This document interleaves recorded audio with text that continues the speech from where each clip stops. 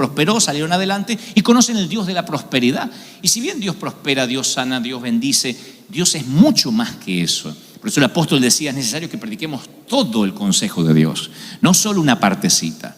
Porque cuando solo conocemos una partecita de Dios, aunque esa partecita sea genuinamente de Dios, cuando esa parte está exacerbada por encima de todo lo que es el Señor, también es una herejía. La gente que conoce solo una parte de Dios y no soporta ver a un Dios diferente a lo que ellos conciben que lo tienen en su cajita. Lo cierto es que cuando el Señor nos envía a hacer algo diferente a lo que la tradición concibe, nosotros decimos, no, eso no es de Dios, eso no es del Señor. De ahí surgen las grandes divisiones. De ahí se han abierto las denominaciones a causa de que esta es la iglesia que cree en el Dios de, y nosotros somos la iglesia que creemos en el Dios de la otra cosa. Y estamos divididos a veces en tiroteos santos, guerras amistosas, que por años nos ponen en veredas opuestas cuando se supone debiéramos ser del mismo reino. Ahora, las cajitas, los rótulos ayudan a ordenar todo aquello que está desordenado. Ayuda a que el cereal no se derrame, que los libros o los CDs estén por sus títulos. Y cuando se trata de etiquetar o guardar cosas es maravilloso cuando uno es ordenado. Ahora, cuando se trata, la etiqueta es para tratar de explicar a las personas, no sirve. Y cuando se trata de definir a Cristo, menos aún. La Biblia narra que los contemporáneos palestinos de Jesús también intentaban etiquetar a Jesús. Entonces diseñaron una cantidad de cajitas, pero ninguna les sirvió.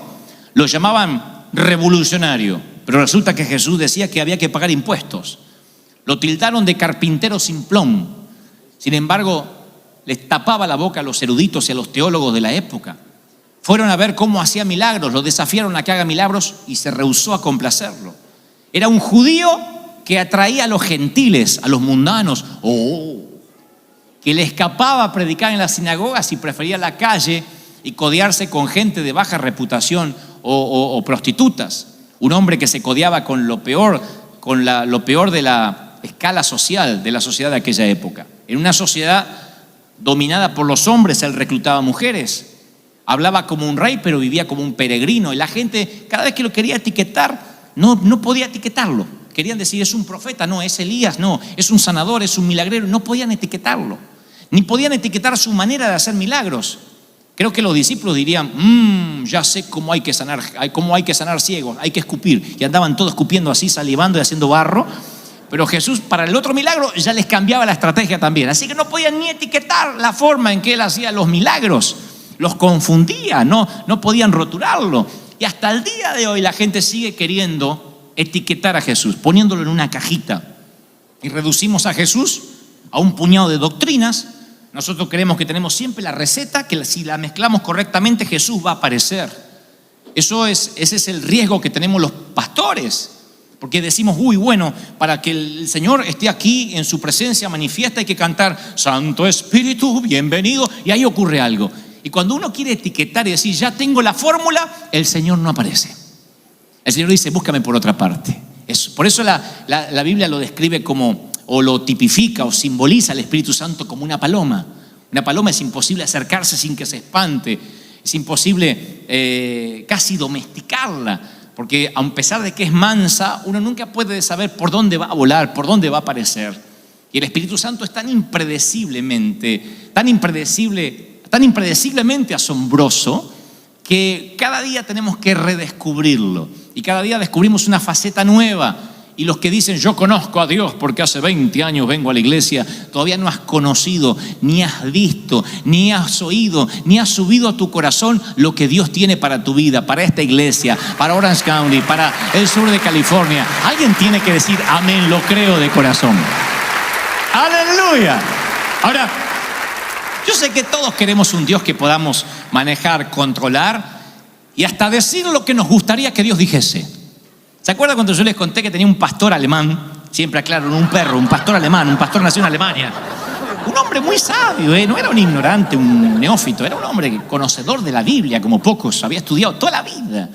Y de pronto empezó a envejecer y empezó a ponerse senil, como les va a pasar a ustedes. A mí no, pero como les va a pasar a ustedes seguramente. Y junto con su vejez, él empezó a creer que Dios se envejecía con él. Entonces sus gustos pasaron a ser lo que le gusta a Dios. Y lo que a él no le gustaba pasó a ser lo que tampoco le gusta a Dios. Porque él empezó a hacerse senil, pero Dios no envejece. Dios es el mismo ayer, hoy, por los siglos. Entonces el alemán decía, la batería y la guitarra eléctrica son instrumentos del demonio, dice la palabra. Lo que le agrada a Dios es el acordeón y el violín, que son los instrumentos que él tocaba. Eso es lo que le agrada a Dios y eso se toca en el cielo, decía el alemán. Entonces un día nos reunimos los jóvenes, yo tocaba batería, así que yo me sentía literalmente tocado. Porque digo, no voy a poder tocar la batería, estaba tocando un instrumento del demonio. Entonces un día nos juntamos, tomamos valor, porque al pastor no se le hablaba, sino me había que tomar valor. Dijimos, pastor, dígame, ¿dónde está en la palabra que los instrumentos de la batería y la guitarra son del demonio? Dice, bueno, no está, pero debería estar.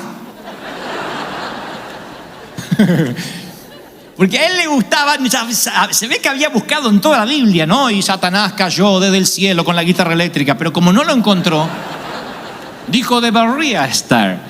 Y todavía hay gente que dice, eso es de Dios, aquello no es de Dios, y etiqueta porque le gusta un Dios que puede controlar y manejar. Y cuando algo sale de esa cajita, dice, es una herejía, eso no es de Dios. A mí me han criticado por años por decir, dice chistes en el púlpito, es un comediante.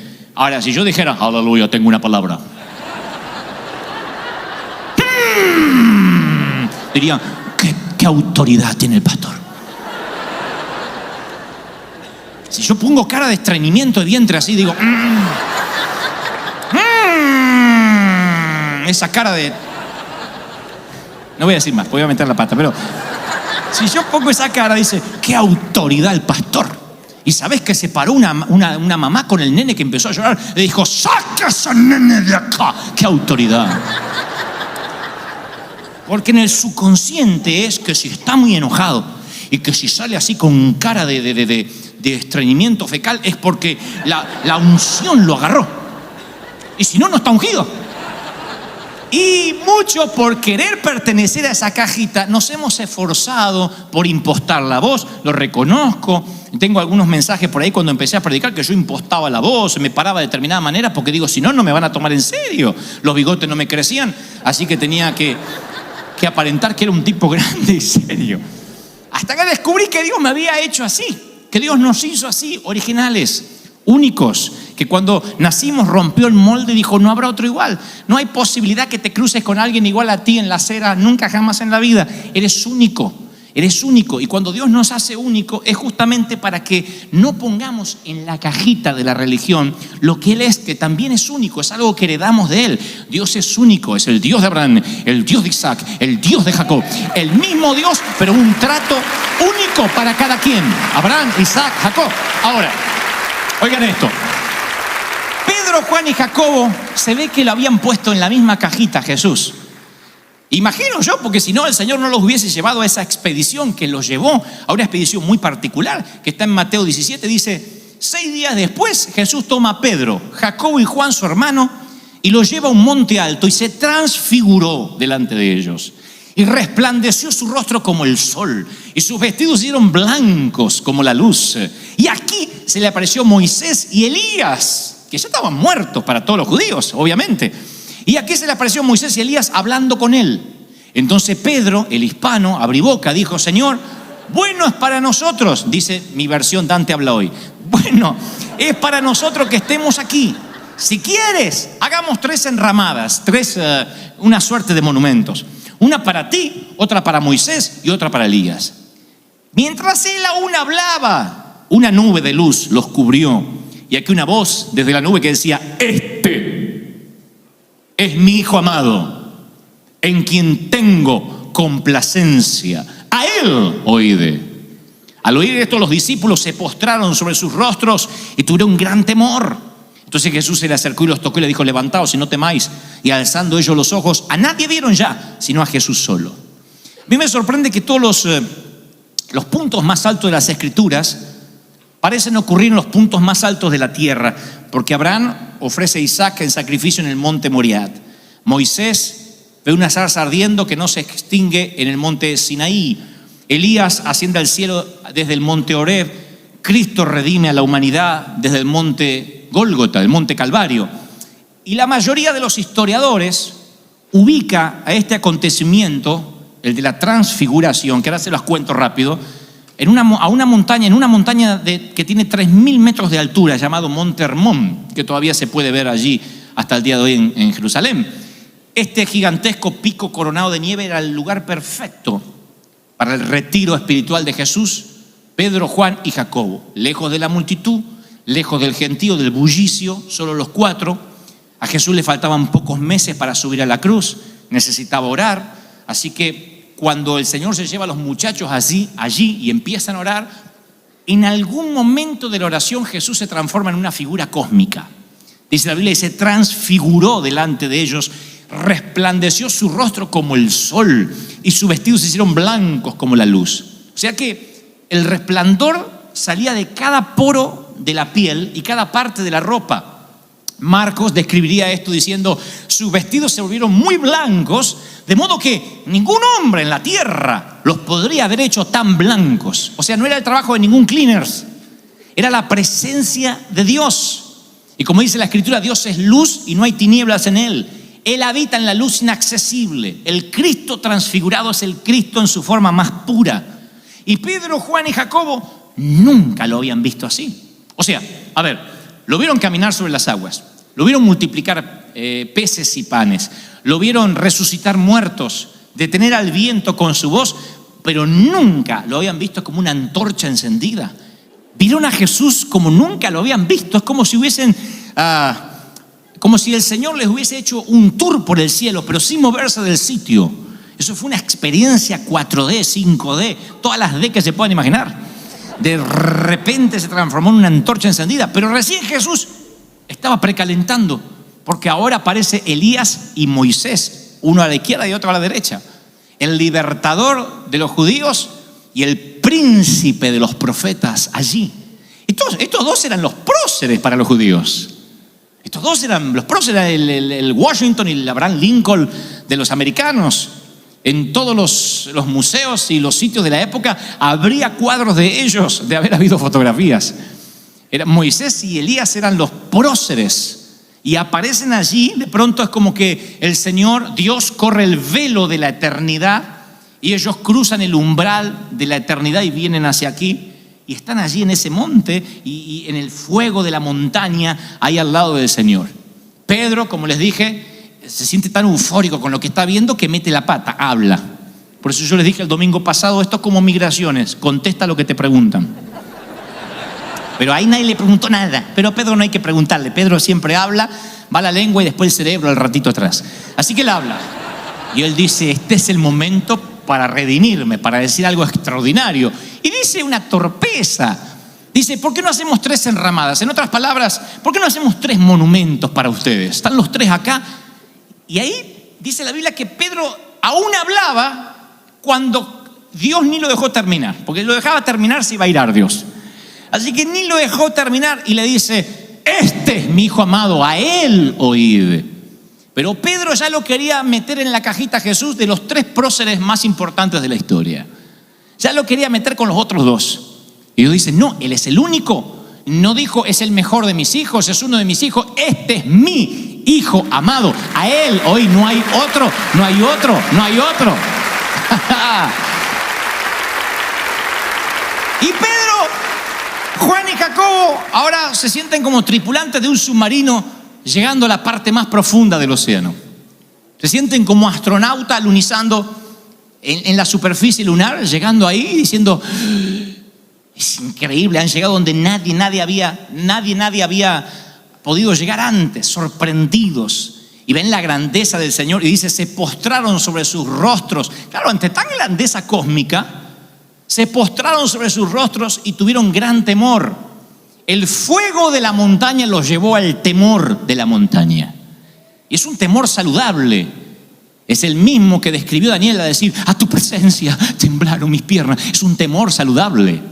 No es un terror, ahora vamos a morir fulminados, sino que es un temor saludable. Del fuego pasaron al temor, porque se dieron cuenta que con quienes caminaban, con quienes almorzaban, con quienes cenaban y hasta dormían, era el que había puesto las estrellas como si fuesen piedras preciosas en el terciopelo del cielo. Se dieron cuenta que ese que estaba allí era el que había alineado las montañas, el que había metido los océanos en sus cauces, el que había puesto el cosmos en su lugar y acomodado los planetas, el que se llevó a los profetas en carros y el que dejó maldiciendo al faraón viendo cómo sus oficiales tragaban agua del Mar Rojo. Ese era él. Ahí se dieron cuenta que cuando él decía, yo soy el que me ha visto a mí, ha visto al Padre, ahí entendieron que era Dios. Antes no se habían dado cuenta, o sea, no les había caído, como dicen algunos, no les había caído la moneda. Y los discípulos entendieron a tal punto que pusieron sus caras en el suelo. Y no tuvieron ese miedo que te quita el temor y te quita la paz. Este temor es diferente. Es el temor a cuando Dios sale de tu cajita y Dios es más grande de lo que creías conocer los domingos. Pregunta, iglesia amada, ¿cuánto hace que no tienes ese temor? ¿Cuánto hace que Dios rompió tus protocolos, salió de tus márgenes mentales y lo viste de una manera distinta, divergente, y te agarró temor? Porque cuando te acostumbras, lo sagrado se vuelve común. Cuando dices, todo se trata de hacer la fila, llegar temprano, cantar unas canciones, poner la ofrenda, escuchar el mensaje e ir a casa, metimos a Jesús en la cajita. Cuando los pastores dicen, hey, conozco la fórmula, hasta para que Dios sane, es orar por la sanidad, reprender los espíritus y hacer una fila de testimonios. Ya tengo la fórmula. Ahí puede haber sanidades, pero puede que Dios no esté. Cuando tratamos de meter a Dios en un canon, en una cajita, etiquetamos a Dios, lo sagrado se vuelve común. Y pregunto, ¿cuándo fue la última vez que una nueva comprensión de Cristo te dejó sin aire y te hizo doblar las rodillas? Porque si eso no ocurre, a lo mejor hasta tu oración se ha hecho común, hasta tu manera de adorar se ha hecho común. No importa cuántos años tenga de cristiano, cuántos sea, si has sido predicador o evangelista o profeta, apóstol, maestro, ¿cuánto hace que una nueva comprensión de Cristo te dejó sin habla? Si hace mucho que no sientes temor y temblor de Dios por una faceta que no conocías de Él, eso puede que explique tus miedos y tus temores, porque cuando Cristo es grande, los demás temores son pequeños. A medida que tu visión de Cristo se agranda, los temores de la vida disminuyen. Un Cristo pequeño, un Cristo de domingo, no tiene poder sobre las células cancerígenas, no tiene poder sobre los colapsos financieros, sobre las calamidades familiares. Puede ser un Cristo portátil que te cabe en la cartera o en el estante, pero que no hace nada por tus temores.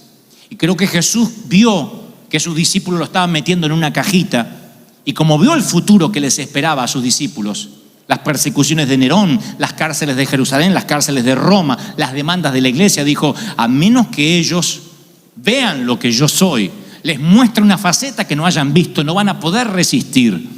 Porque un Dios en versión del tamaño de una cajita no les iba a servir, y entonces les quitó los márgenes de las ideas preconcebidas. Se transfiguró delante de ellos. ¿No será que necesitas conocer a ese Cristo de esa forma, aunque tengas años de haberte entregado al Señor? ¿No será que hace mucho que no te metes en la habitación y necesitas ver al Señor cuya boca sale fuego sagrado y decir, wow?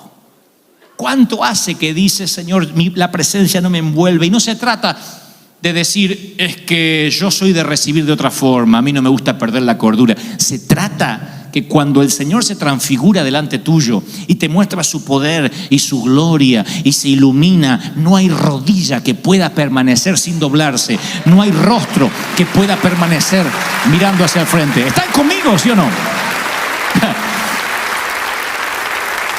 Sube conmigo, vamos al monte juntos. Es lo que trato de hacer cada fin de semana, cada domingo y cada lugar donde el Señor me da la providencia de predicar. Invito a la gente a dar una mirada al único, al Rey resplandeciente.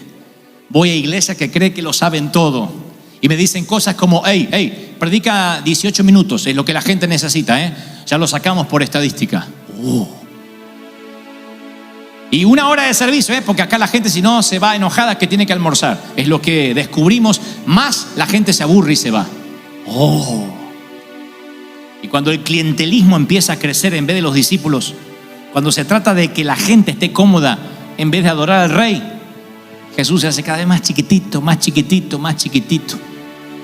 Hasta el punto que esa gente no tiene temor de pecar, ni de maldecir. O de un día decir, me voy de vacaciones y deja de ir a la iglesia.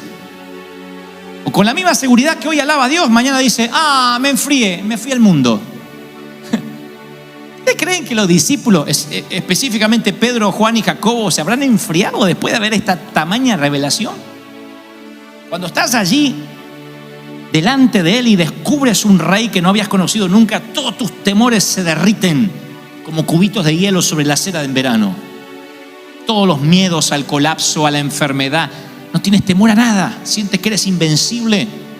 Puedes decir lo que dijo David: Jehová es mi luz y mi salvación,